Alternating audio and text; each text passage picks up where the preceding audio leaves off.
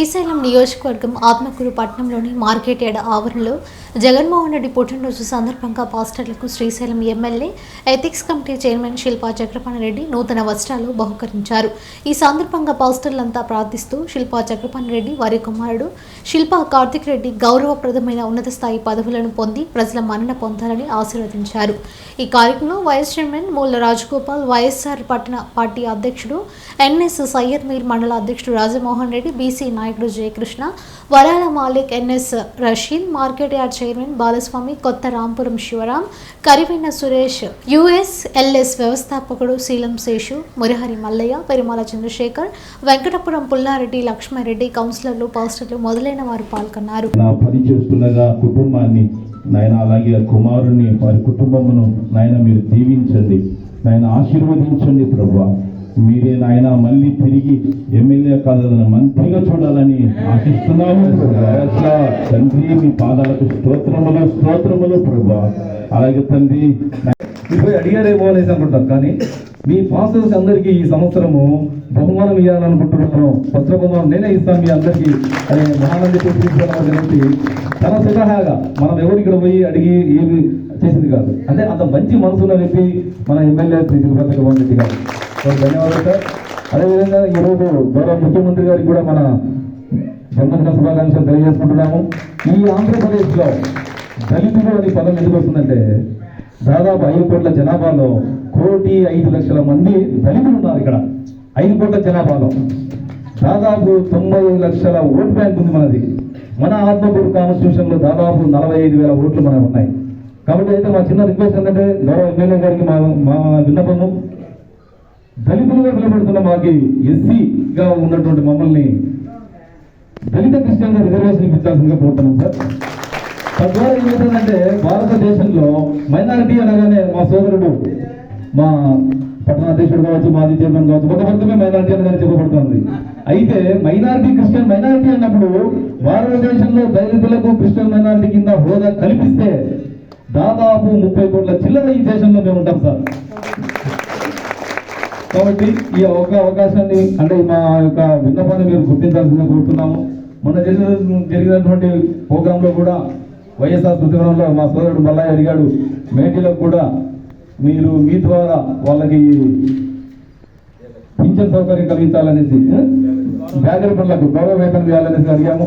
దాని ద్వారా మీ ద్వారా అక్కడ ఉన్నటువంటి మినిస్టర్ గారు మీరు మాట్లాడడం జరిగింది, ఎమ్మడే సానుకూలంగా కూడా జరిగింది. కాబట్టి దానితో పాటు మాకు దళిత క్రిస్టియన్ కూడా రిజర్వేషన్ కల్పించాలని, ఇక ముఖ్యంగా చెప్పాలంటే అన్న గతంలో ఇచ్చిన హామీలను ఒకసారి నేను నల్లగాలలో అన్నతో పాటు గడప గడప పోయినప్పుడు నేను హామీలు ఏదైనా ఇచ్చింటాను, కానీ నాకు ఎక్కువ పనులు ఉన్నాయి కాబట్టి మీరు గుర్తు చేసి చేపించుకోండి నా తోటి అన్నాడు.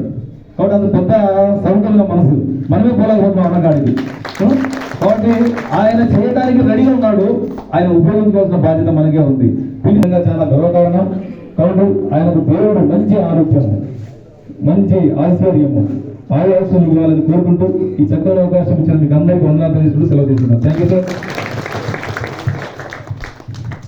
చాలా మంచిదండి. నేను కూడా కొన్ని గ్రీటింగ్స్ ఇస్తాండి. 4 సంవత్సరాల క్రితం డైమండ్ ఫంక్షన్ హాల్లో ఇలాగున్న పాస్టర్స్ నూతన వస్త్రం వారు ఎమ్మెల్యే కావాలని, ఎమ్మెల్యేగా మరలా అభినందన సభ జరగాలని మనం ఎంతగానో ఆలోచన చేశాం, ఆశించాం. అలాగుననే మరి శిల్పా చక్రపాణి రెడ్డి అన్నగా ఎమ్మెల్యేగా మన మధ్యకు వచ్చారు. 4 సంవత్సరాలుగా దిగ్విజయంగా తన పరిచర్యను కొనసాగిస్తూ ఉన్నాడు. ప్రత్యేకంగా వారికి మా హృదయపూర్వక వందనాలు తెలియజేస్తూ ఉన్నాం. అయితే పెద్దలందరికీ కూడా క్రిస్మస్ శుభాకాంక్షలు తెలియజేస్తా ఉన్నాం ముందుగా.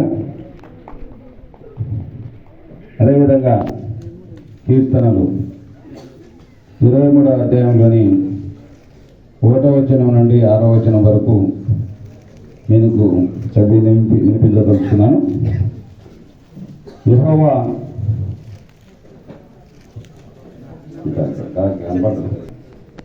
నా కాపరి, నాకు లేమి కలగదు. పచ్చిక గల చోట్లను ఆయన నన్ను పరుణింపజేయుచున్నాడు. శాంతికరమైన జలముల యొక్క నన్ను నడిపించుచున్నాడు. మూడవది నా ప్రాణమునకు ఆయన సేద తీర్చుతున్నాడు. తన నామమును బట్టి నీతి మార్గములలో నన్ను నడిపించుచున్నాడు. గాఢాంధకారపు లోయలో నేను సంచరించినను ఏ అపాయములకు భయపడను.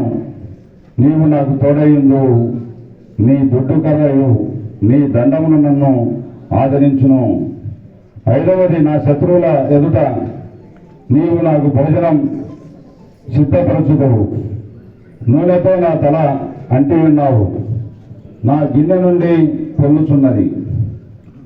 నేను బ్రతుకు దినములన్నీయు కృపాక్షేమములే నా వెంట వచ్చును. చిరకాలము యెహోవా మందిరంలో నేను నివాసము చేయుదునని దేవుడు ఆమేన్. చెప్పండి కదా, చూపిస్తారు.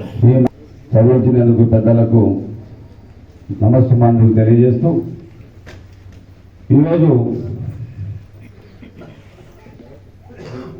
జగన్మోహన్ రెడ్డి గారి పుట్టినరోజు సందర్భంగా దైవజనులైనటువంటి మీరు, సువార్తకులు, పాస్టర్స్, పాస్టర్ అమ్మలందరికీ, 4 మండలాల నుంచి ఇచ్చినటువంటి మీ అందరికీ కూడా ఆ భగవంతుని, ఆ యేసుప్రభు యొక్క కృప, ఆ భగవంతుని దయ మీ మీద ఉండాలని కోరుకుంటూ, ఈరోజు మీ దంపతులందరికీ కూడా సర్వజనులకు కావచ్చు, పాస్టర్లు కావచ్చు, పాస్టర్ అమ్మలు కావచ్చు, దైవజనులకు కావచ్చు, వీళ్ళందరూ కూడా ఈ యొక్క దంపతులకు అందరికీ నూతన వస్త్రాలను సమర్పించవలేనని ఈరోజు జగన్మోహన్ రెడ్డి గారి జన్మదినాన్ని పురస్కరించుకొని మిమ్మల్ని అందరినీ ఇక్కడికి ఆహ్వానించడం జరిగింది.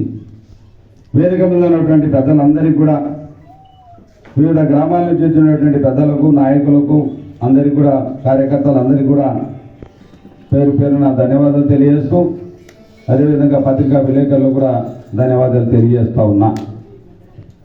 మొన్ననే శీలం శిశు ఆధ్వర్యంలో ఒక 4-5 రోజుల వారం కిందట మినీ క్రిస్మస్ జరుపుకోవడం జరిగింది. ప్రతి సంవత్సరం ఒక కుటుంబ సభ్యుల్లాగా నేను ఎమ్మెల్యే కానప్పటించి కూడా నా మీద ప్రేమతో పార్టీలను పక్కపెట్టి ప్రతి సంవత్సరం కూడా నన్ను ఆహ్వానించడం జరుగుతూ ఉంది.